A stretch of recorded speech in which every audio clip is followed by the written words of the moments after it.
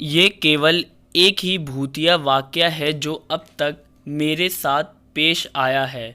मेरी उम्र फ़िलहाल 23 साल है और जब मेरे साथ ये घटना घटी थी तब मैं केवल 11 साल का था।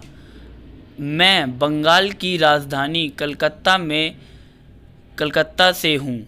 मैं जब केवल एक साल का ही था तब मेरे परिवार को दिल्ली आना पड़ा था क्योंकि मेरे पिताजी को दिल्ली में जॉब करनी थी। तो मैं कोलकाता केवल एक वर्ष ही रह पाया था। मेरे बाकी के फैमिली और मेरे कज़न कलकत्ता में ही रहते हैं। मुझे शुरू से ही भूत प्रेत और चीज़ों में काफ़ी रुचि थी, पर मैंने कभी इन चीज़ों को महसूस नहीं किया जब तक कि मैं 11 साल का नहीं हो गया। 2008 के समय मेरे अंकल की शादी थी, इसीलिए हमें शादी में तो जाना ज़रूरी था। ये समय जून और जुलाई की गर्मियों की है।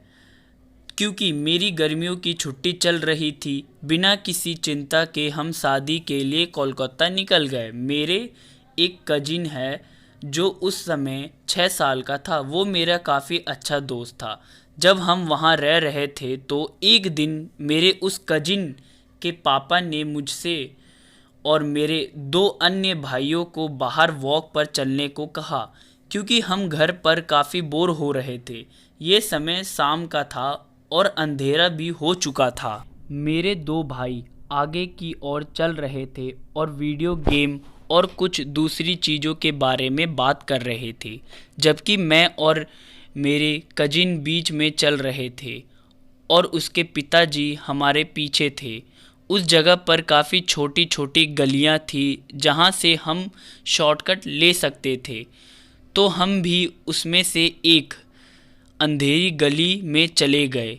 अचानक मैंने एक जगह पर जाकर महसूस किया कि कोई तो है जो मुझे देख रहा है, पर ये मेरे दोस्त के पापा नहीं थे बल्कि कोई और ही था जो काफ़ी गुस्से में था और वो नहीं चाहता था कि हम वहाँ से गुजरे।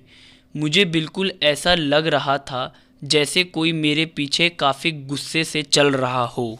तभी मैंने महसूस किया कि किसी ने मुझे धक्का दिया है और जब मैंने पीछे मुड़कर देखा तो मैंने देखा कि पीछे मेरे दोस्त के पिताजी थे, जो कि मुझसे कुछ फीट दूर थे और वो ऐसा नहीं कर सकते थे। इसके बाद मैंने अपनी पीठ पर काफ़ी जलन महसूस किया। मैंने फिर से चलना शुरू किया और मुझे फिर से किसी ने हल्का सा धक्का दिया और फिर से मेरी पीठ पर जलन महसूस हुआ। मैं जब तक उस गली से बाहर नहीं आ गया तब तक मुझे ऐसे ही लगता रहा जैसे कोई मुझे धक्का दे रहा हो। मेरी कजिन को भी किसी ने धक्का दिया था।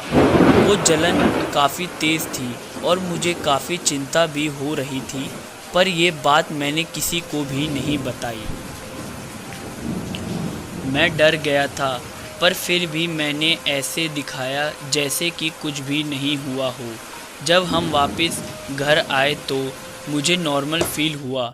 शादी ख़त्म होने के बाद भी हम कुछ दिन वहाँ रुके और जब हम वापस दिल्ली पहुँचे तब तक मेरा स्कूल भी खुल चुका था।